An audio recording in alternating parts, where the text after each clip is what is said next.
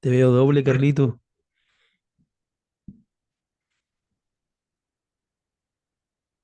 Hola, hola, ¿cómo estás? ¿Me escuchas? Sí, sí.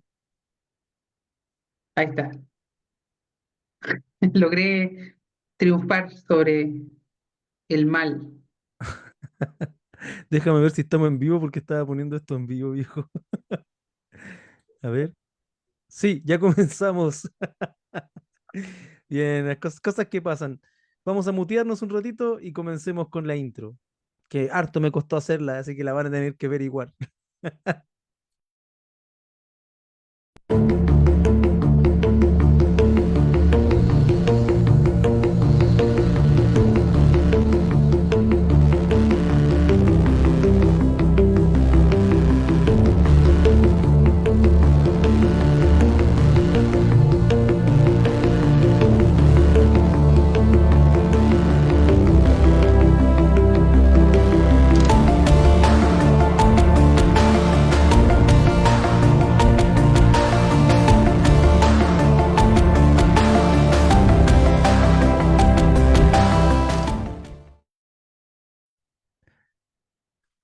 Bien, bien, bien. Ahora sí que sí.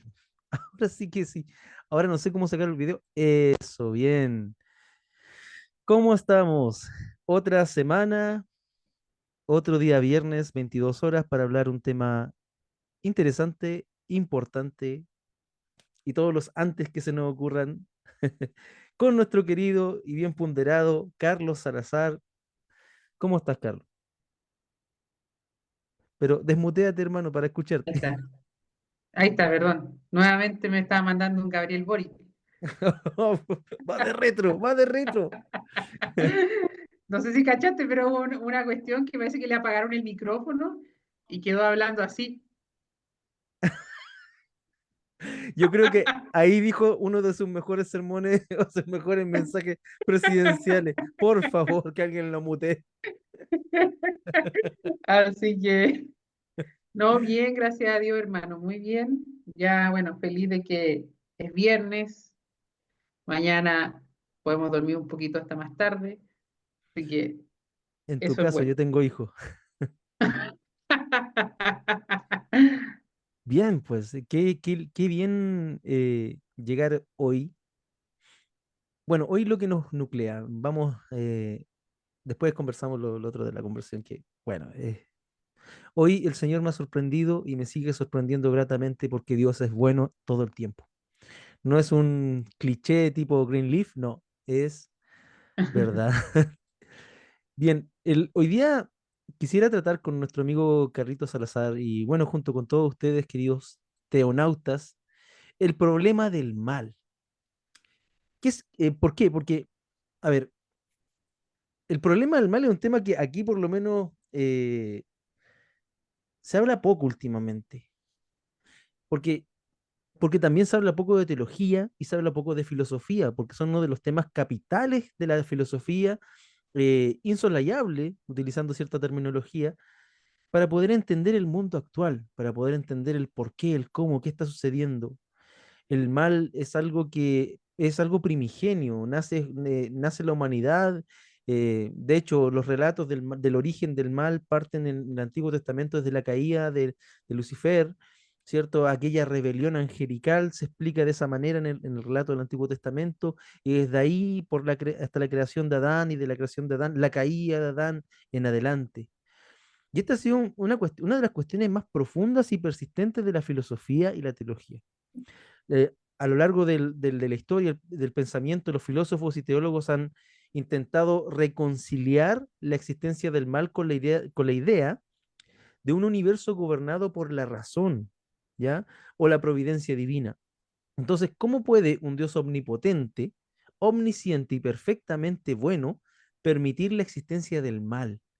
¿Cuál es la responsabilidad humana en este tema de la proliferación del sufrimiento y la injusticia? Y estas son las cosas que de alguna manera muy somera la idea, porque tampoco podemos hacerlo muy extenso, es ver esto.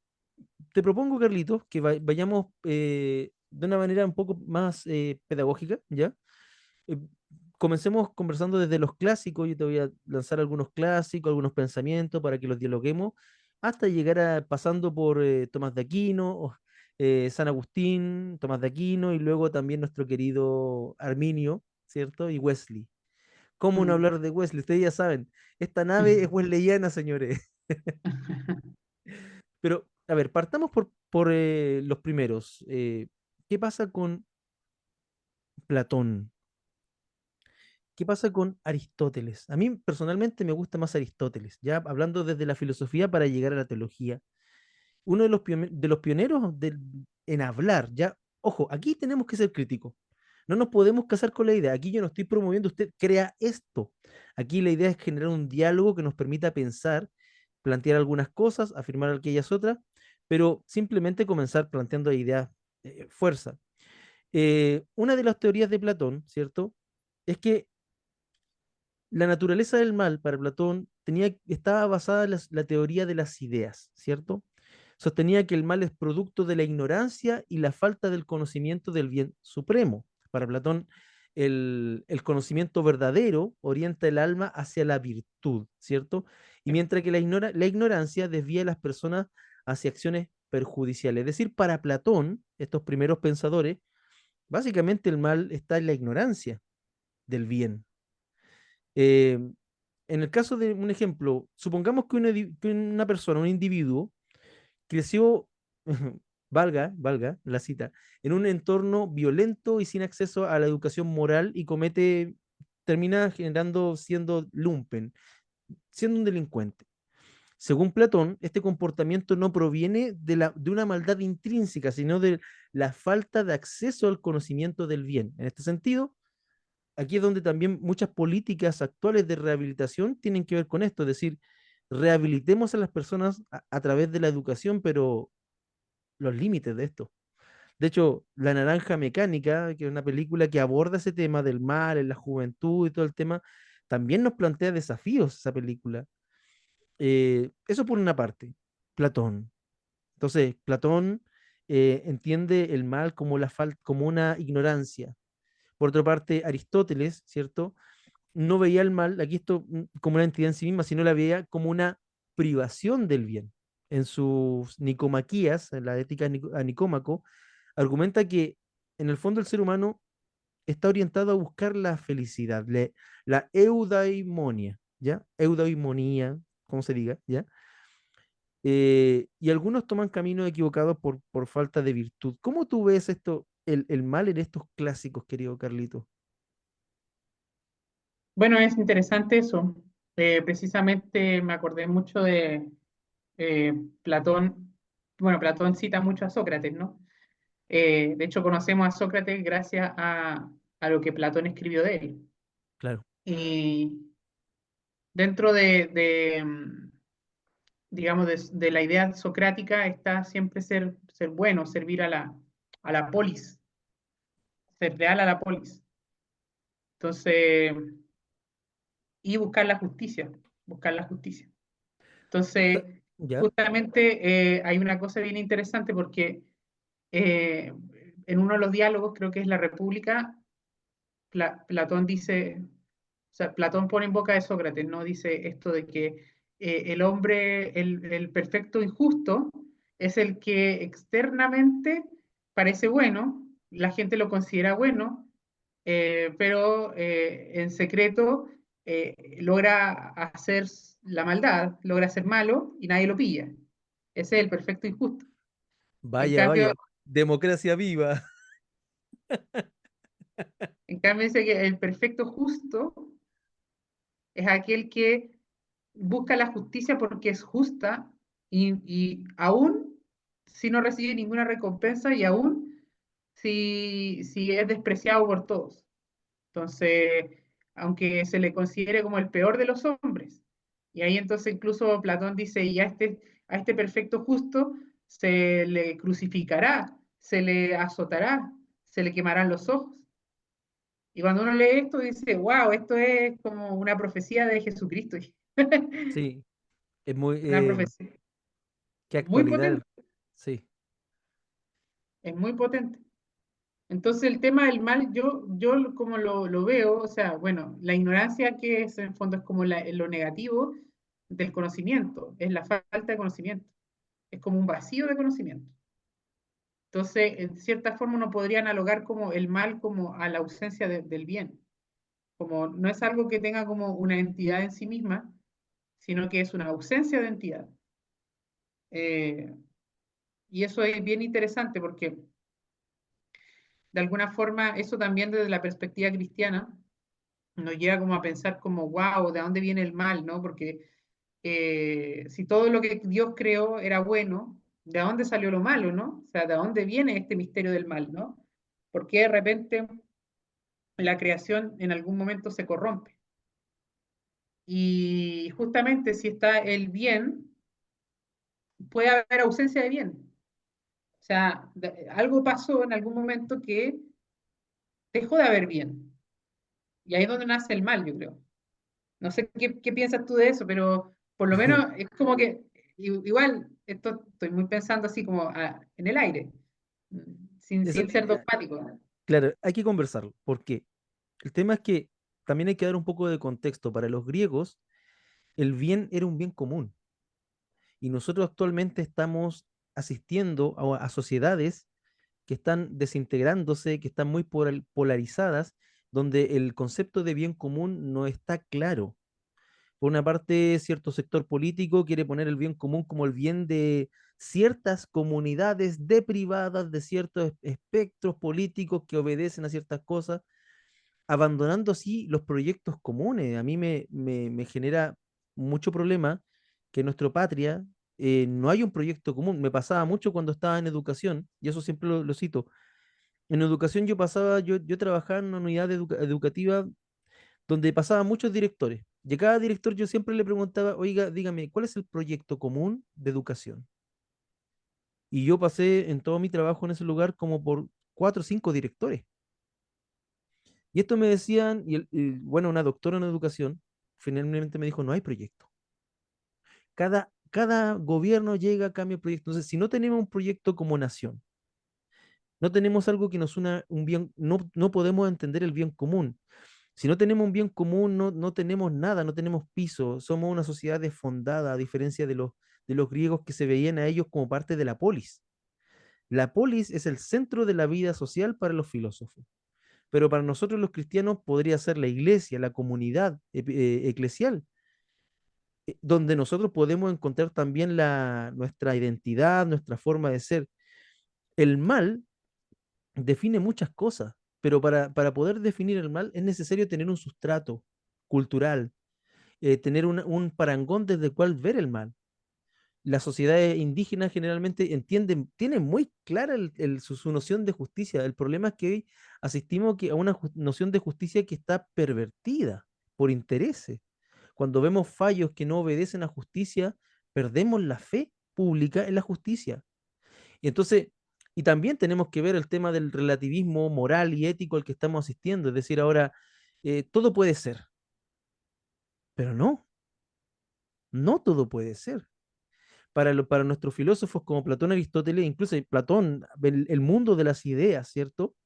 Pero ahora asistimos donde o sea, hay un ideal de algo fijo, de algo permanente, de algo que permanece, de algo ideal, de algo a lo cual podríamos acceder todos en común de alguna manera, pero hoy en día eso no lo tenemos.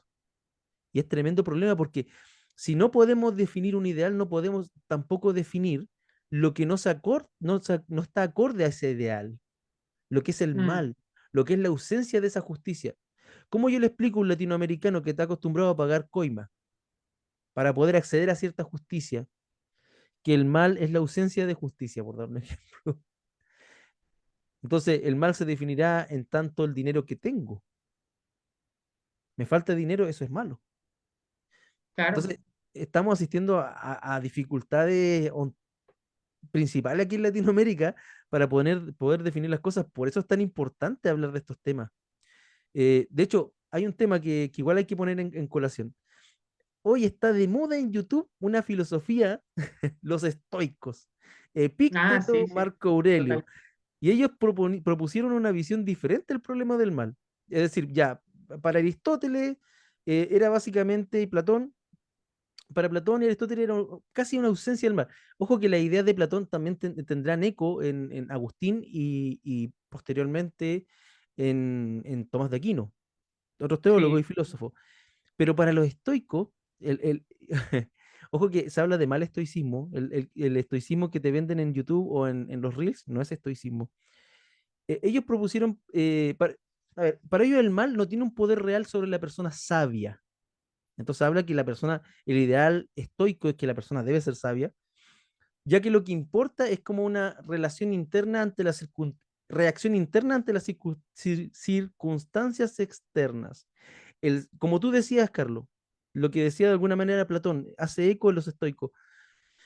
El justo, el justo para estas escuelas filosóficas es aquel que enfrenta que es un justo, que es inamovible en sus convicciones, que sabe lo que es sabio, sabe lo que es el bien y lo que es el mal. Y el estoico, asumiendo que la vida es injusta per se, dice, bueno, ¿qué es lo que podemos controlar? La actitud frente a lo que nos pasa. Eso sí, igual, hay un tema ahí porque, claro, en el diálogo de la República, claro, hay dos ejemplos. Está el que es justo porque quiere que los demás le aplaudan y en fondo ese es como justo porque en el fondo quiere tener el reconocimiento. Y ese es un justo imperfecto en el fondo. Pero el perfecto justo es el justo que es justo por la justicia misma, aunque todo se le venga en contra, aunque sea reputado como el peor de los hombres. Y ahí es donde hace el contraste, ¿no? Entre el perfecto justo y el perfecto injusto. Porque el perfecto injusto es externamente aplaudido, es externamente ovacionado, externamente es como celebrado, ¿no? ¿cierto? A Como pesar de que... moralmente superior, ¿Ah? aquello, ojo, con aquellos moralmente superiores, ¿cierto? Claro, exactamente. Pero él es el perfecto injusto, porque fuera de su apariencia de justicia, en lo interno está cometiendo las peores fechorías y se sale con la suya. Entonces, es bien interesante. En cambio, el que es perfectamente justo es considerado como el peor de los hombres, pero mantiene su justicia y es inamovible, como dices tú. Y ese perfecto justo, para los que somos cristianos, lo vemos reflejado en la persona de Jesucristo. O sea, Claro, Jesucristo fue considerado el peor de los hombres, fue condenado como el peor de los criminales, fue humillado como ya a lo más bajo y lo más, digamos, ruin que se puede tratar a un ser humano. Eh, y es peor aún porque nosotros que tenemos esta, como somos cristianos de Occidente, tenemos esta base agustiniana, ¿no? Que él recibió toda la ira de la justicia de Dios, que era como destinada a los condenados por sus pecados, la recibió él sobre sus hombros. Entonces, en ese sentido, es potente eso, es potente. de hecho, por eso es tan relevante por eso son tan relevantes estos filósofos, porque de alguna manera dialogan muy bien con la doctrina cristiana. Mm, El cristianismo ha dialogado desde los patrísticas, los padres apologistas en adelante, muy bien con estos filósofos porque coinciden de que el perfecto justo es Cristo. De hecho, mm, también la ilustración per se de otro perfecto justo, de otra imagen cristológica de alguna manera, es Job. mm, Job es aquel que se plantea ante la vida como alguien que no ha hecho nada, no ha hecho nada malo. Y es que ese es el tema. Hoy en día los jóvenes piensan que al que le va bien es que es el tema. La concepción del mal también determina la concepción del éxito y del bien. mm, Porque hoy no importa la justicia, no sí. importa tener valores inamovibles, porque todo es debatible, se habla de la verdad, es tu verdad. El problema es que cuando cada quien tiene su verdad, cada quien tiene su medida ética, ¿qué pasa con las leyes, Carlito? Mm, ¿Qué pasa con las leyes? Entonces, cada quien sigue su camino, pero el problema es que como sociedades nosotros hemos determinado leyes que son objetivas, aunque se interpreten, pero son objetivamente leyes. Tú matas, debes pagar por eso en la vida en comunidad. ¿Cómo tú ves este relativismo entonces? Porque nosotros, estoicos, ¿cierto? Estamos hablando de principios y estos principios son inamovibles y el justo es fiel a su esencia, a su sustancia, por decirlo así. mm. Ah, ya, voy a tratar de poner el video en público, de veras. Hay cosas que se me van, querido. Sí, ¿Sabes hay por que qué? me estaba pidiendo porque no lo puede ver mi Oye, polola está tratando de verme no está bien. oye, ¿cómo Entonces, lo hago? ¿Cómo lo hago para ponerlo en... ¿dónde se configura eso? A ver. creo que tienes que ir a editar, Ah, ver, o no sé, la verdad, no tengo idea. chupa, ya, oh, como decimos acá, los guasos. A ver, a ver, Eh, a ver. ¿Cómo puedo subsanar este, esta falta de justicia, esta ausencia de... ahí donde dice, mira, te vas a tu página de Facebook ¿Ya? y donde está la transmisión, te estás viendo a ti mismo, ¿no? Ahí. ¿Sí? Ya, ahí hay como unos tres puntitos en una esquina. ¿Ya? En la ¿Mostrar parte donde más? dice, ¿Administrar tu insignia? si no hay ahí uno que dice configuración o de privacidad o algo así. A ver, veamos, veamos, veamos. Vamos a configurar. Esto pasa en vivo, por si acá. Después lo editamos para... No, igual que... A ver, editar audiencia. ¿Ya? Eso, Ya, lo pongo público. sí, pues. Bien, bien, bien, ya está, ya está. Lo puse público, así Buenísimo, que buenísimo, buenísimo. compártanlo, compártanlo, lleven la palabra de Teonauta, súbanse de la nave. Bien, Ya, me escucho. genial. Bien, pues entonces, resumamos, el tema de la... Estábamos hablando de la justicia en los griegos, ¿cierto? Nuestros queridos griegos para poder avanzar. ¿Por qué? Porque aunque no lo crean, entre ciertos filósofos de esta época hay mucho, mucho diálogo con el cristianismo, con nuestra concepción, porque nosotros también en el cristianismo entendemos que tenemos una visión clara del bien y del mal, que es revelada, a diferencia de la filosofía que es razonada. Nosotros hemos llegado por la vía de la revelación a estas verdades.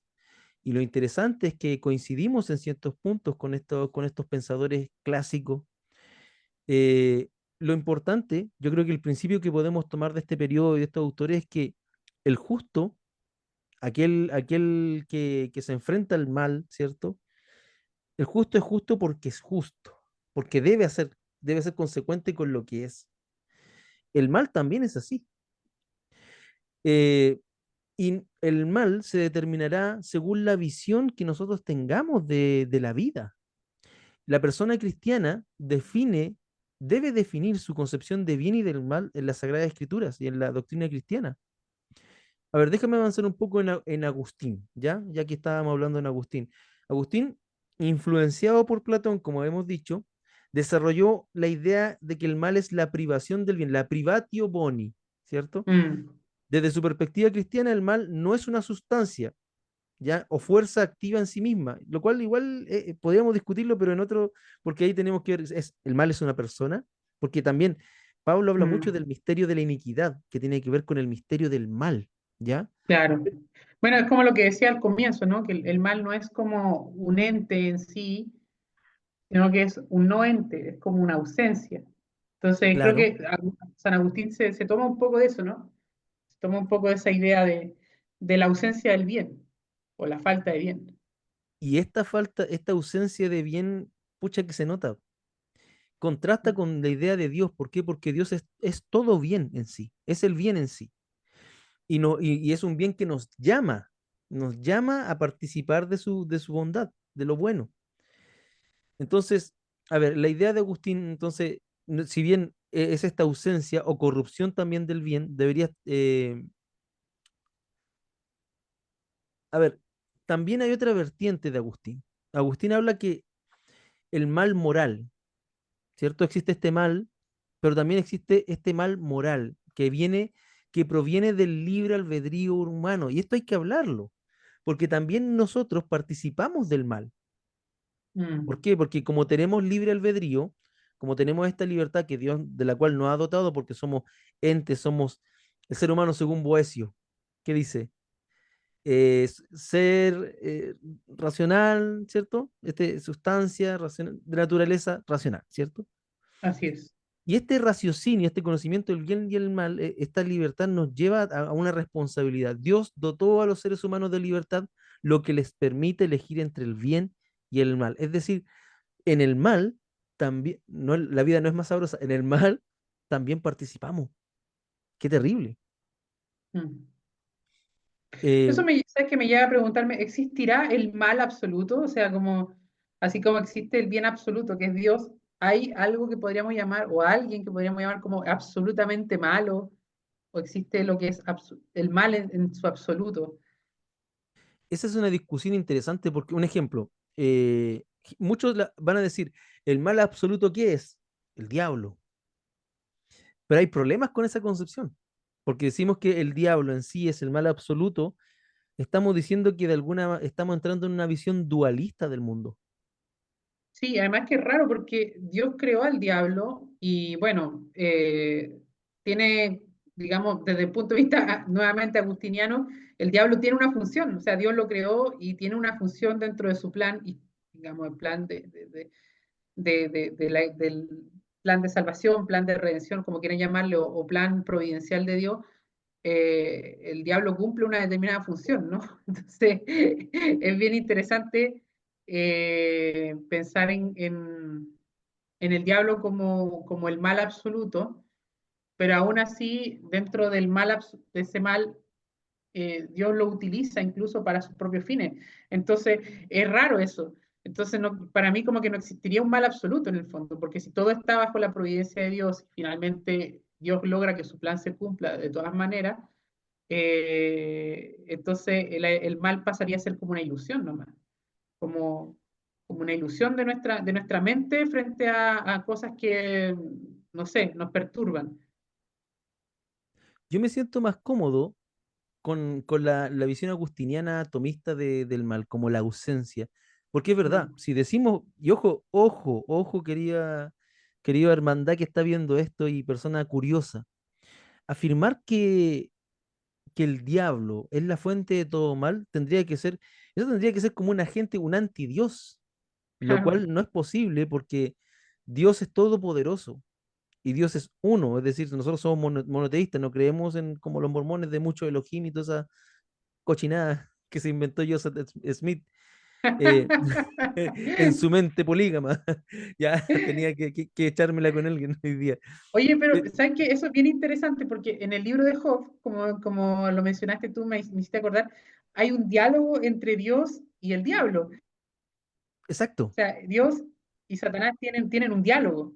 Y de hecho ahí muestran a Satanás como un siervo de Dios. O sea, es un siervo de Dios que aparece y comparece ante Dios y tiene como una audiencia con él. Y Dios le pregunta, ¿qué has estado haciendo? ¿Dónde has estado? Y él le dice, mira, he estado rondando por la tierra. Ah, así que has estado rondando por la tierra. ¿Y te has fijado, mi siervo Job, lo bueno que es?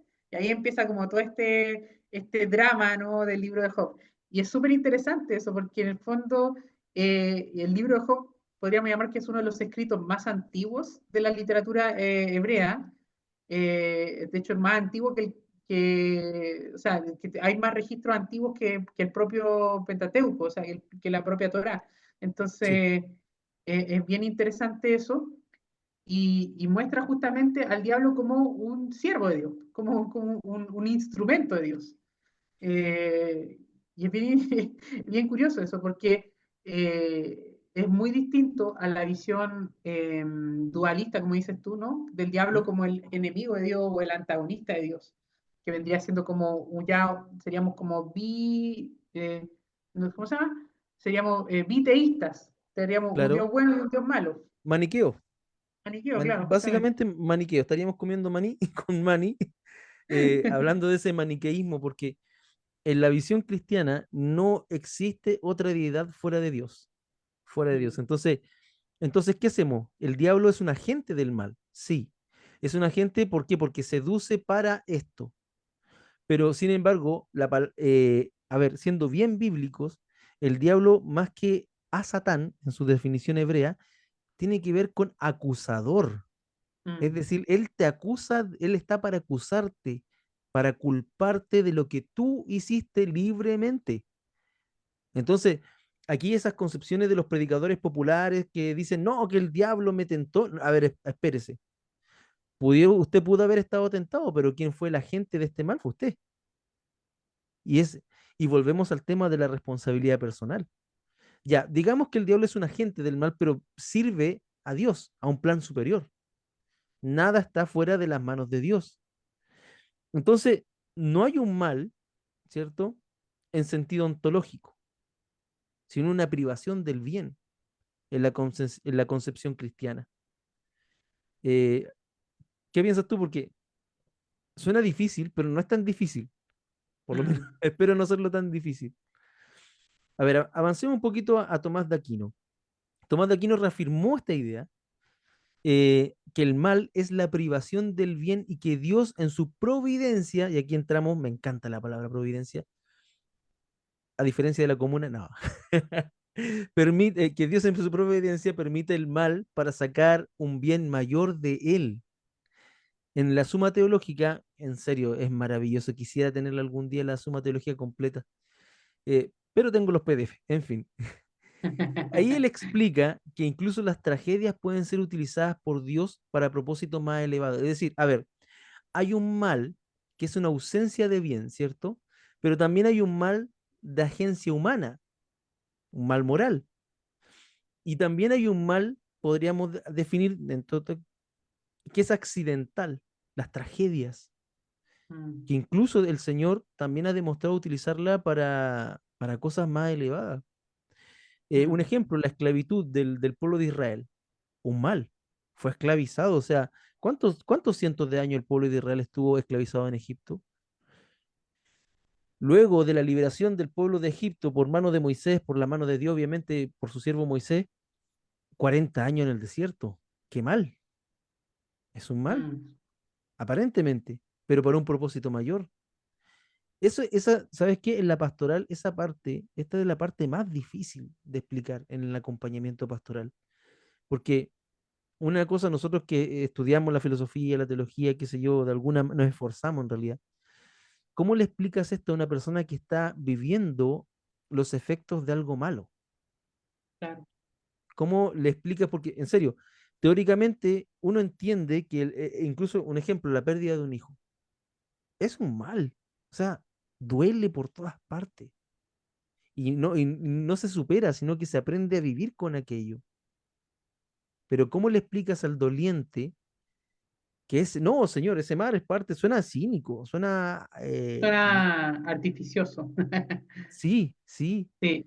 Y fíjate que eso es interesante porque hay una pregunta que los escépticos, ¿no? La gente que no cree en Dios, y por muchas razones hay personas que no creen en Dios por que es válido. Yo lo encuentro sí, válido. Yo no soy anti-ateo, de verdad. Yo creo que hay gente atea que es muy valiosa.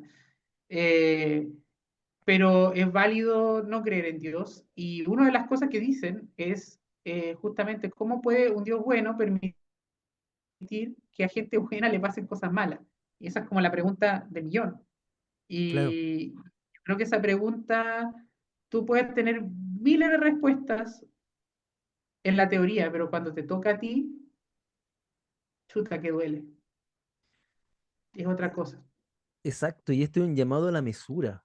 Eh, Porque saben que su formación teológica, filosófica, la gente piensa que lo dota a uno esa formación de cierta soberbia, porque como la gente cree que lo creemos que lo sabemos todo, y eso es mentira, es como básicamente la formación nos da palabras para muchas veces para describir nuestro dolor y también nos da herramientas para silenciarnos, porque el mal en sí, sea la ausencia del bien, sea, pero no, dejamos claro que no es un agente en sí, no es un antidios, pero este misterio del mal, a nosotros nos toca de manera muy personal y dolorosa y muchas veces no hay respuesta.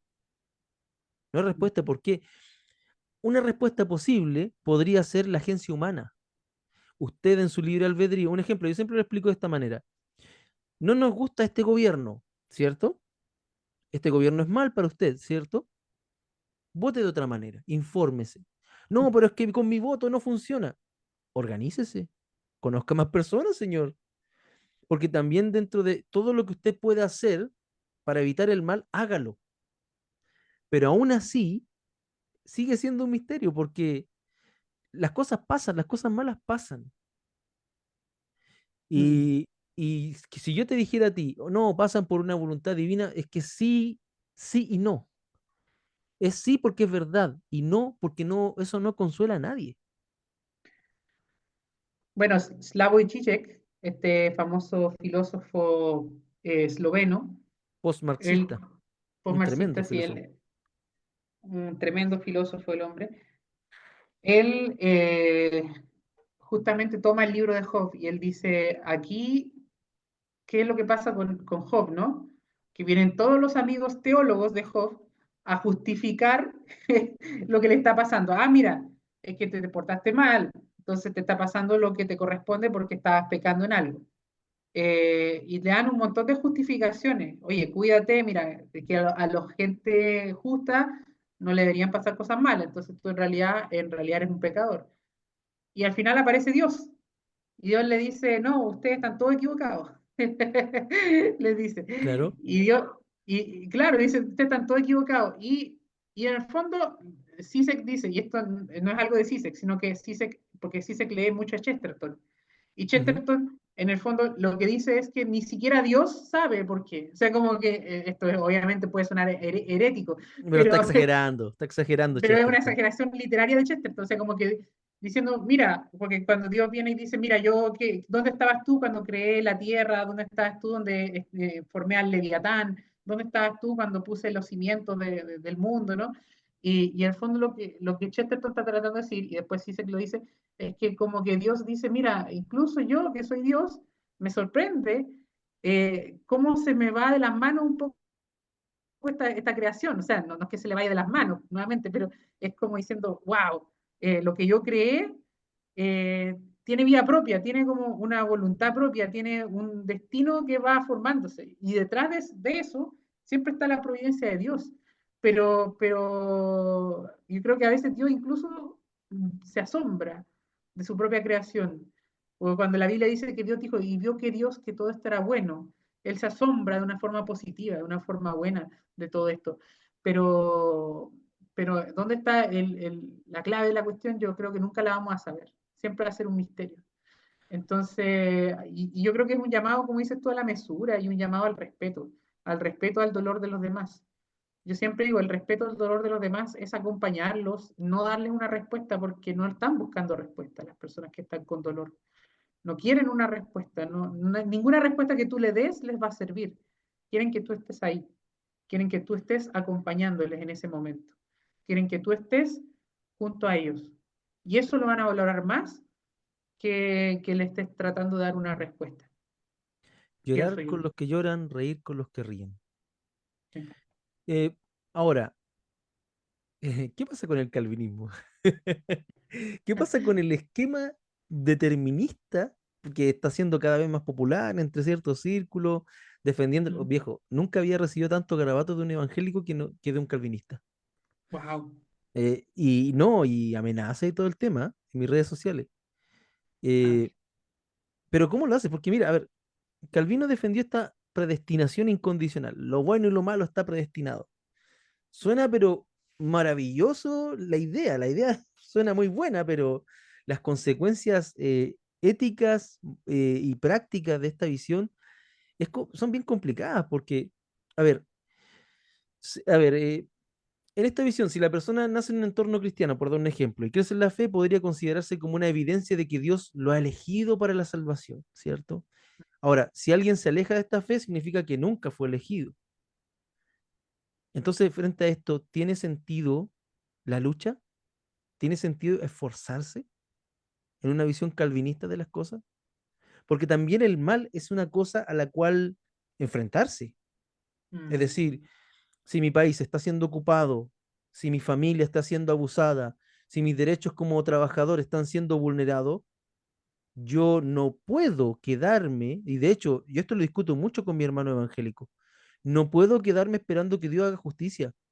Dios sí hace justicia, pero la agencia humana también es importante porque si tú no denuncias el mal en los tribunales humanos, estás negando la justicia a los demás que están pasando por las mismas vejaciones. mm. Entonces estás aportando al mal en tu ausencia de participación. ¿Sabes qué? Yo pienso sí, yo pienso que hay cosas que como que Dios predetermina o predestina, pero esa predestinación de alguna forma tú la puedes cambiar. O tú puedes como retroactivamente decir, sí, estaba predestinado que fuera así, pero en algún momento como que Dios espera cierta respuesta humana.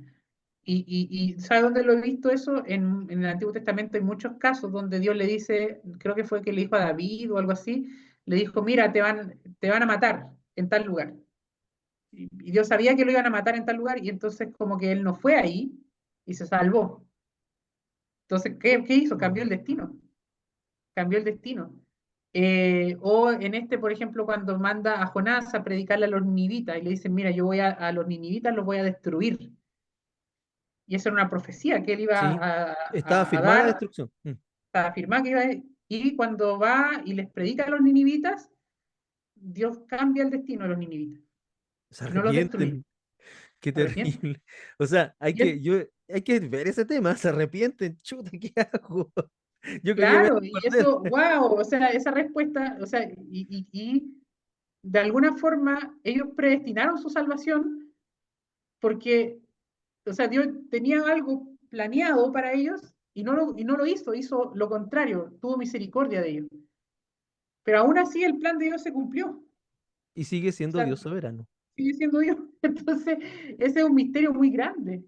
Es un misterio muy grande. Hablando de misterios muy grandes, voy a enviarle un saludo al varón hermoso, él entiende, Rodrigo Galvez, que Ah, él, un mire, grande. un crack. Aquí nos puso una cita de Hans Kuhn. Dice, la fe en Cristo no es un puro consolarse con el más allá, sino una Mm, base para la protesta y la resistencia contra situaciones de injusticia aquí y ahora, sustentada y fortalecida por un anhelo insaciable del totalmente otro. Eso es mm. muy bartiano, el totalmente otro. Gracias, Rodrigo, por tu aporte. Y por favor, si en el chat, yo estoy viendo el chat para que sigamos la conversación y me encanta que esto pase. Ahora, el problema es que ya, está bien, Dios tiene cosas de sí en su soberanía, pero el tema es que la agencia, vuelvo al tema, la agencia humana, porque sin agencia humana, sin un espacio para la agencia humana, caemos en esta determinismo absurdo, caemos en un absurdo. Mira, este también es un ejemplo que escuché de Zizek y es muy bueno. Es muy bueno. Por eso me cae bien ese guatón barbudo. Tomador de Eh, vodka. Me gustó el ejemplo que él dio por el tema de la predestinación. Eh, Cuando tú te enamoras, enamorarse es un acto libre. Tú te enamoras libremente de alguien. Claro. Pero una vez que te enamoras, no es libre, está predestinado. Tú dices, era mi destino conocerte, era mi destino estar contigo. Y todo Ah, me llevó a que me enamorara de ti. saludo a tu polola, saludo a tu novia. Yo soy más kierkegaardiano en ese aspecto. El amor es eterno mientras Entonces, dura. Ah, pero fíjate, mira, porque no es fácil, o sea, enamorarse, claro, es libre, nadie se enamora forzadamente, pero tampoco nadie se enamora completamente libre, o sea, de alguna forma no es tan voluntario, es algo que pasa nomás, es y hay algo que algo pasa. raro ahí. Sí, y al mismo tiempo, yo también lo enseño de esta manera. ¿Sabes que me estoy dando cuenta que yo tengo una posición filosófica bastante marcada? Porque en el amor también hay mucho de decisión. Mm, Yo decido amarte, pero es porque, pero ¿por qué? De hecho, mi señora siempre pregunta, ¿por qué me amas? Yo le claro, digo, es que si yo te lo explicara, no te estaría amando, porque no, te puedo no decir tiene que, sentido, claro. claro, no es racional, no es racional. Y le digo a mi señora, y quiero mantenerlo irracional, lo quiero mantener irracional, porque hay Mm, días donde, en serio, en el matrimonio, hay días donde no te soporta. Es así, porque, o sea, poner a convivir a dos seres humanos, que luego esos dos seres humanos se multiplican en dos más, dos seres humanitos más, que te absorben bastante, genera problemas, genera roce, pero aún así elegir seguir viendo a aquella persona que te acompañó, con la que es irracional, pero al mismo tiempo es como, a mí me gusta entender la definición del amor como aquello que no muere, que es la esencia mm, etimológica de la palabra. Y aquello que no muere es una idea tan irracional, tan irracional. A ver, mm. si me permite, a ver, para tampoco quiero extenderme, ¿qué dijo Jacobo Arminio sobre esto? Wow. Arminio propuso una alternativa al calvinismo al argumentar que Dios otorga a todos los seres humanos gracia previniente, ¿cierto? Permitiéndoles aceptar o rechazar la salvación, el bien, ¿cierto? Entonces, Arminio sigue afirmando la agencia humana, la agencia moral humana, en esta gracia Mm, previniente. ¿Qué significa la gracia previniente? Si usted me lo está preguntando, le digo. Y si no, me escucha. Bien, se refiere a la acción de Dios que procede a cualquier respuesta humana, capacitando al individuo para recibir una salvación sin anular su libre albedrío. Es decir, es una gracia que va adelante o una gracia general. ¿Por qué? mm. Porque si el hombre es malo, que me carga esa antropología, que voy a comenzar a escribir este año un libro sobre tratar de proponer una antropología teológica más acorde A la Imago Dei, hay que a la recuperar la imago Imago Dei. Dei. Sí, hay que Sí, recuperar la imago Dei, porque cuando Dios creó al ser humano, lo vio y dijo que era bueno. sí. El problema es que el ser humano se pervirtió, pero no pasa a ser, a ver, un ejemplo, a mí me lo enseñó mi maestra en trabajo social, la Tatiana. Si tú trabajas con personas, si tú debes creer en las personas, aunque esas, en serio, debes creer en las personas, una visión determinista en el trabajo con personas, no solamente eclesial, cuando tú seas trabajador social, abogado, o simplemente si vendes o quieres hacer un bien, tienes que creer en esas personas que pueden Mm, cambiar, que puede haber algo bueno. Desde ese punto de sí. vista, a mí el concepto de gracia previniente me hace mucho eco, porque es el amor de Dios que no permite que seamos tan malos a la potencia. Porque si fuéramos malos, como dice Calvino, al nivel que dice Calvino y lo expone, más que nada los discípulos de Calvino, más que Calvino en sí. O Sí, sea, los calvinistas también tienen lo que se llama la gracia común, que es como esa gracia que evita que la persona sea tan mala como podría serlo. a la Entonces, potencia. pero la diferencia es que la gracia común no necesariamente te salva, eh, solamente salva a los elegidos. O sea, es como que los elegidos son salvados por la gracia salvífica, pero no son salvados por la gracia común. Para Arminio, la Ujú. gracia previniente es una gracia común, pero el que decide, digamos, actuar bien, el que decide, digamos, tener fe en Cristo, el que decide, digamos, creer, se salva. Porque dentro de esa gracia previniente, el hombre es capax Dei, es capaz de Dios, Y tiene esa capacidad. eso es una idea muy conectada con el pensamiento de Tomás de Aquino y con la catolicidad de la iglesia, con Sí, el pensamiento de la iglesia a nivel global, no lo que dice mi pastor, no lo que dice mi denominación, a la iglesia en sí. El ser humano es capaz de hecho, en el catecismo de la iglesia católica, dice eso, el ser humano es capaz de Dios. mm, Y como es capaz de Dios, está llamado al bien, está llamado a inclinarse. Ahora, el tema es que el ser humano tiene que aprender y tiene que ser formado para seguir la inclinación del bien, vivir este camino de santificación, lo que dice Wesley. Y Wesley, la gente piensa que Wesley lo mismo, en algún momento tenemos que hablar de la santidad, porque la gente piensa que la santidad tiene que ver con ponerse túnica blanca, andar con alitas y un halo encima de la cabeza. Pero la santidad es mucho más sencilla, tiene que ver con simplemente no santidad, una parte de la santidad social tiene que ver con pagar lo justo. Si tienes trabajadores, págale lo justo. Tú no puedes enriquecerte en base del robo a otra persona. Eso no es santidad. O tú no, tu santidad también tiene que ver con cómo trata a tu esposa, a tu familia, a tus hijos. ¿Te aman tus hijos o te temen? mm, claro. Fíjate que esa, bueno, en hebreo es, creo que es Kodesh o Kadosh, creo que es la palabra, El ¿no? Kadoshim, Kadosh, sí, Claro, que es ser santo. Eh, Kedushim, sí. y implica como una idea de estar apartado, de estar, como se llama, diferenciado de los demás. En griego es agios, y en latín Agios, es sanctus, sí, sanctus, que es algo que está como destinado a un uso especial, específico. Entonces, en ese sentido, los cristianos estamos llamados a ser santos porque estamos llamados a diferenciarnos del mundo. Y esa diferencia del mundo es lo que Jesús decía, que fuéramos sal de la tierra.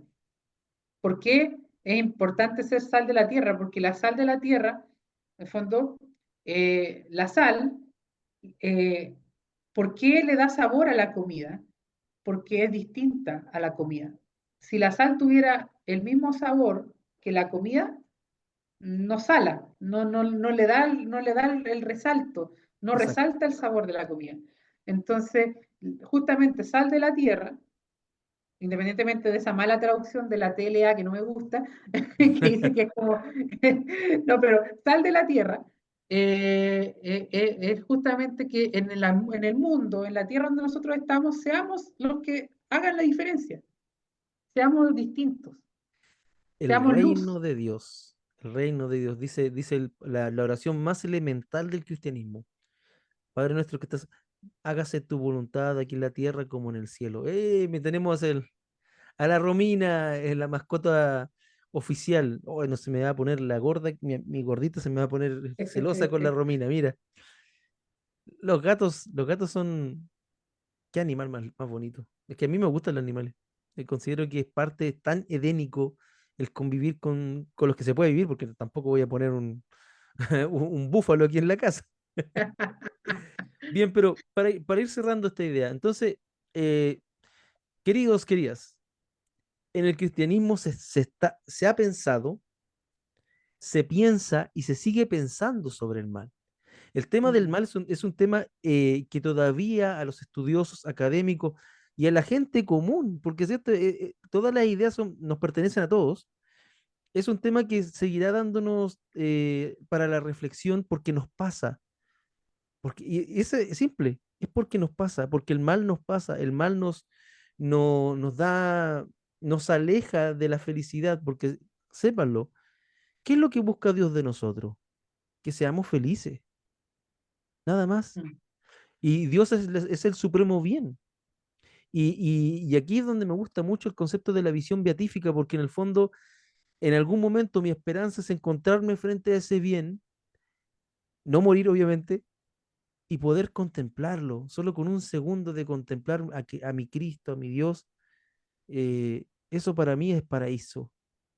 Dios quiere que seamos felices, pero el mal nos pasa y es un misterio que no tiene muchas veces, hay mucha reflexión en torno a aquel, pero muchas veces no tiene incluso ni racionalidad, nos pasa. Frente a mm, eso, la respuesta cristiana es la esperanza, es perseverar y mantenernos la esperanza porque la fe cristiana nos enseña que aún ese mal que nos duele le da sentido a nuestra vida. Y aún ese mal que nos duele hoy y que a lo mejor parece agonizante, que nos desgarra por la pérdida, por etc., tantas cosas, no vencerá. Y es ahí donde también viene la idea de la resurrección. Hay una teología de la cruz clara, es decir, el mal nos pasa y nos crucifica, mm, pero ojo que después de la muerte en Cristo viene la resurrección. Y aunque mi carne sea deshecha, ¿cierto? Como dice el profeta, aunque mi carne sea, con mis ojos veré a mi Dios. Sé que mi Redentor mm. vive y por él me Amén, levantaré. ¿Ya? amén. Me acuerdo de mi santo patrono, Ignacio de Antioquía, que de hecho a él lo tiraron al Coliseo para que se lo devoraran los leones. Y él decía, mi carne molida va a ser trigo para germinar, digamos, una nueva generación de santos. Va a dar más frutos a la iglesia. Y en el fondo el testimonio del martirio es tan potente en los primeros siglos de persecución que mientras más mártires se hacían, más gente se convertía al cristianismo. Es increíble, es impresionante. Y gente que sabía que si se hacían cristianos los iban a tirar a los leones, o los iban a crucificar, o los iban a quemar en una hoguera, o los iban a poner a pelear con un gladiador que les iba a cortar la cabeza. Entonces, eh, y lo hacían igual, y lo hacían con más fervor. Entonces, wow, eso Y ahí digo, ahí está el misterio de la santidad. Wesley decía, como tú mencionaste, el misterio de la iniquidad, ¿no? El Ujú. misterio de la iniquidad ha estado a lo largo de la historia de la humanidad, está el misterio de la iniquidad, pero en paralelo ha estado el misterio de la santidad. El misterio de la santidad ha triunfado, digamos, en Cristo sobre el misterio de la iniquidad. Y eso tenemos que tenerlo siempre presente. Hay una parte del Evangelio de Juan que dice eh, que el verbo era la luz de los hombres y las tinieblas no No prevalecieron. prevalecieron.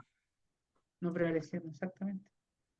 Cristo, el Logos de Dios, y las tinieblas no lo reconocieron, no lo entendieron, pero tampoco prevalecieron sobre él.